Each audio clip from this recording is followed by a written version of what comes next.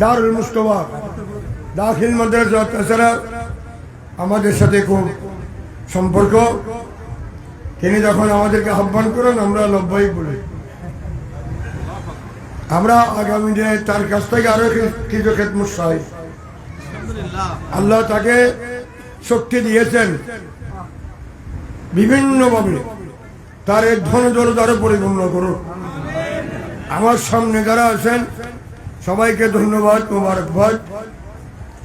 তো আজকে এখানে যেসব আলেম ওলামা ইকরাম তশরিফ এনেছেন, আল্লামা নুরি সাহেব পীরে তরিকত প্রখ্যাত ওয়াইজ, তিনি তার সারগর্ভ বক্তব্য দিয়ে বিদায় নিয়েছেন।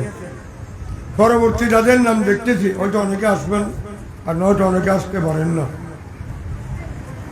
তো এখানে যেহেতু কথা দিয়েছি শনিবার আমাদের কাজ বেশি থাকে।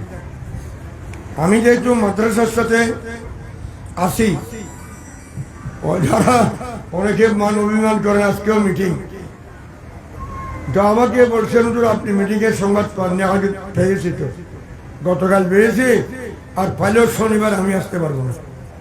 আপনারা রাগ করেন বা না করেন, সপ্তাহে একদিন আমার শনিবার, ওইদিনে আমার বন্ধ নেই। ওদিন তো আমি মাদ্রাসা করি, আমাদের খোলা, দর্শনে তো আমি খোলা, আবার জামিয়াতেও আমি এখনো আছি। তাহলে আমার সমগল কিবরিয়া, আবুল হাসান জোবাইর রেজবি, নেজামি সাহেব, এরা তো বিভিন্ন মাঠে কাজ করেন ওয়াজ নসিব। আমি ওয়াজ নসিব না করলে ঘুরতে ঘুরতে আমার রাত্রে 12টা বাজে। তো যাই হোক, আমার মুফতি শাহ আলম সাহেব, ওনাকে যখন আমি প্রস্তাব দিলাম, সাহেবকে তোমার আব্বাকে বলো এই জায়গাটা মাদ্রাসার জন্য অক্ষ করে দেওয়ার জন্য বলছিলাম না। তিনি বলেছেন, আনসারী সাহেব বলছেন, আলহামদুলিল্লাহ আমি কবুল করলাম, দিয়ে দিচ্ছেন। আমি তাকে দোয়া করি এই মাদ্রাসা, এই জায়গাটা তার সাথে আমাদের ছাত্র জীবন থেকে সম্পর্ক, এরপরও এই সম্পর্ক তিনিও রেখেছেন, আমরাও রাখতে পেরেছি। এই কারণে আমি গর্বিত, আনন্দিত। এখনো তিনি আমাদেরকে মহব্বত করেন, আমরাও তাকে মহব্বতে স্মরণ করি। আত্মীয়তার কথা বলতেছি না, এখানে আমি আত্মীয়তার কারণে আসিনি, এখানে আমি এসেছি ইমানের আত্মীয়তার কারণে। যদি বলেন আপনার আত্মীয় কে, জোবাই সাহেব আমার আত্মীয়, তো ওনার দ্বারাই আবুল কাসেম নুরি হয়েছে, আমাদের নেজামি সাহেব আর সবাই এদিক দিয়ে আত্মীয়। আত্মীয়র কারণে না, আমি যখন দেখি আমাদের আত্মীয়র মানে লিস্টটি অনেক লম্বা, প্রায় আত্মীয়ের ভিতরে দেখে আলেন। তোমাকে একজনে বললেন, হুজুর জামিয়াতে আপনার অনেক আত্মীয় আছে, আপনি বলেন না কেন? আমাকে না, এটা বলা ঠিক না। আমি একজন একটা কাজ করে দিলাম, ওই আমার জুবাই সাহেবের ছেলে, ওনাকে আমি ক্লাসে কোনোদিন বলছি তুমি আমার ভাগিনা, তুমি আমার ভাই বলিনি, এইসব শব্দ আমার কাছে নেই।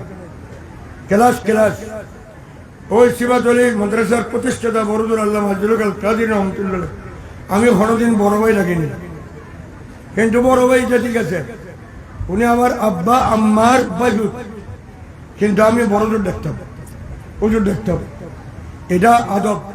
তো যাই হোক, এই সাইফু আমাদের মুফতি শাহ আলম সাহেবের কারণে এই ছেলেটি আমাকে ছাত্র জীবনে খুব বেশি শ্রদ্ধা করতেন, অন্য উস্তাদকেও করতেন, আমাকেও করতেন, আমার বাসায় আসতেন, তার সাথে আমি সম্পর্ক ছিল, এখনো আছে।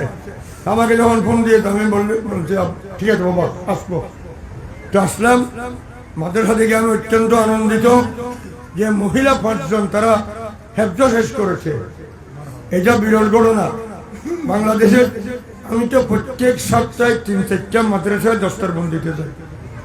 আপনারা ফেসবুকে দেখেন, আমার কিবরিয়া যে বলছেন, আমরা গতবার গেছিলাম ব্রাহ্মণবাড়িয়া জোবাই সাহেব, ওনার এই মাদ্রাসার চোখকে না দেখলে বলতে পারবেন না। এই কিবরিয়া সাহেবের জন্য যে বিল্ডিংটা দিয়েছেন, তো আমি তাকে বললাম আমার মনে চাই এখানে থাকার জন্য। সুন্দর বিশাল লাইব্রেরি, এদিকে পানি, অত্যাধুনিক বিল্ডিং, সেন্ট্রাল এসি, আলহামদুলিল্লাহ। উনি যার কাছ থেকে কাজ নিচ্ছেন উনি কিন্তু 100 কোটি টাকার মানুষ, 100 কোটি টাকার মানুষ সবাই এক কথা, তার থেকে টাকা বাইর করা বড় কেরামত। পয়সা হলো জেব থেকে টাকা বাইর করা, এটা কেরামত। অনেকের জান বাইর হবে, টাকা বাইর হবে না। আমি জান দিতে পারি, টাকা দিব না, কিবরিয়ারা মানুষের অন্তর থেকে মহব্বতের মাধ্যমে টাকা আনতে পারে, তার মধ্যে গুণ দিয়েছে আল্লাহ, তাকে আরো দীর্ঘ জীবী করুন। আমরা চাই গোড়া বাংলাদেশ ঘুরি ঘুরি, যে কেমনে ঘুরি জানি না, অনেক সময় যাওয়ার নিতেও পারি না, যেখানে যাই সেখানে বলে আমি আপনার বিরারির ছাত্র, তিরারির ছাত্র, চুরারির ছাত্র। এই জোবাই সাহেব এখন ওর ছেলে তো বড় হয়েছে, একবারে ছোট দাঁড়িয়ে ছিল না, তখন থেকে জামিয়ার ছাত্র। তো যাই হোক, এখন বড় হয়েছে অনেক। আমাদেরকে একজনে বলে হুজুর এখন তো সব আপনাদের ছাত্র, আজ এই কথা বলবেন না। ওরা আমাদেরকে ওস্তাদ বলতেছেন কিনা এটা দেখো, এটা আমার মুখে তো বলা দরকার নেই। কত ছাত্র, হাজারও বলি না, লাখও বলি না, কিন্তু ক্লাসে যখন বসি অনেক ছাত্র দেখি, অনেকের নাম জানি, নাম তো জানিও না। আলহামদুলিল্লাহ, এই আমার হাফিজ সাহেব ভালো হাফিজ, এখন মসজিদের খতিব, আমার জুবাই সাহেবের জামতা, এদিক দিয়ে আবার আত্মীয় হয়েছে। আল্লাহ পাক এই ছেলেকে আরো উন্নতি নসিব করুন। আমার মুরব্বী হাফিজ মুফতি শাহ আলম সাহেব, তার একটা গুণ, এটা বলে আমার কথা শেষ। গুণ হলেও ওলামায়ে কেরামদেরকে মহব্বত করেন, কারে কদ্দুর মহব্বত করেন কেউ বুঝতে পারবেন না। সবাই বলেন আমি শাহ আলম সাহের প্রিয়, সবাই বলে শাহ আলম সাহের প্রিয়, কার সাথে বৈরিভাব নেই, সবার সাথে সম্পর্ক রাখাটা এটা বড় কারণ। এখন আমি তাকে জিজ্ঞাসা করলাম আপনি উমরা থেকে গিয়েছেন? হ্যাঁ, কয়েকদিন আগে আসছে। আলহামদুলিল্লাহ, আমি এই 5 জন মহিলা যে আজকে কোরআন শরীফ সমাপ্ত করেছেন, আমাদের দেশে এই ধরনের দৃষ্টান্ত নাই। এক দৃষ্টান্ত এটা, আর দৃষ্টান্ত আবুল হাসান জুবাইর রেজভী। উনি যখন নুরানি বোর্ড করে 700,000 মতো মাদ্রাসা বাংলাদেশে প্রতিষ্ঠিত হয়েছে। না, এটা বড় বলবো, ওনাকে যদি আমি বলি উনি স্বর্ণ বলবেন, যাচ্ছে আমি দিব, আবার মানুষের দুঃখ চলে যাবেন। এখন কিছু বলতেছি না, যেটা এইটাকে বিল্ডিং করা দরকার, যে টাকাটা দিয়েছেন এখানে আপনারা 10 টাকা করেন, লিফট দেন। এই জামিয়াতটা দেখিয়েছেন 16 তলা লিফটের মাধ্যমে উপরে হেলিকপ্টার করবে, কত হাজার বুঝতে পারবে, কত কোটি টাকা। মাদ্রাসার টাকা জমা করে পারে না, আপনি কাজ শুরু করেছেন, টাকা আসতে থাকবে। মসজিদের টাকা জমা করে পারবেন না। আমার তো অভিজ্ঞতা আছে, আমার হাতে মসজিদ, আমি বিভিন্ন মসজিদে কাজ করেছি। আমার বাড়ির মসজিদও 20 টাকার উপরে, 1 টাকাও ছিল না। আমি যখন কাজ শুরু করি, ওই নঈমুল ইসলাম সাহেবের টাকা আছে, আমার কাছে টাকা নেই। আমি প্রথম 1,01,00,000 টাকা দিলাম আমার থেকে, আর তোমরা শুরু করো। একজনে বললেন ফসলদের সাথে আপনাদের সম্পর্ক, তাদের থেকে টাকা নেন। আজ এই অভ্যাস আমার নাই, আমরা আমাদের বাড়ির লোক দিয়ে শুরু করি, আস্তে আস্তে হয়ে গেছে। তো এই মাদ্রাসা এটা হবে সেবাদলী গ্রামীণ মাদ্রাসা।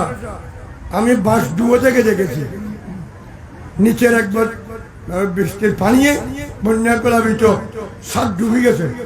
আমাকে কাজী সাহেব বললেন কদরে দেখতেন না, মোটর যদি কত পানি ভিতরে ডুবি চলাকান সাইয়ে ডেঙ্গি একখান করি আদিয়া সেবাদলী মাদ্রাসা, কদর বিশাল মাদ্রাসা।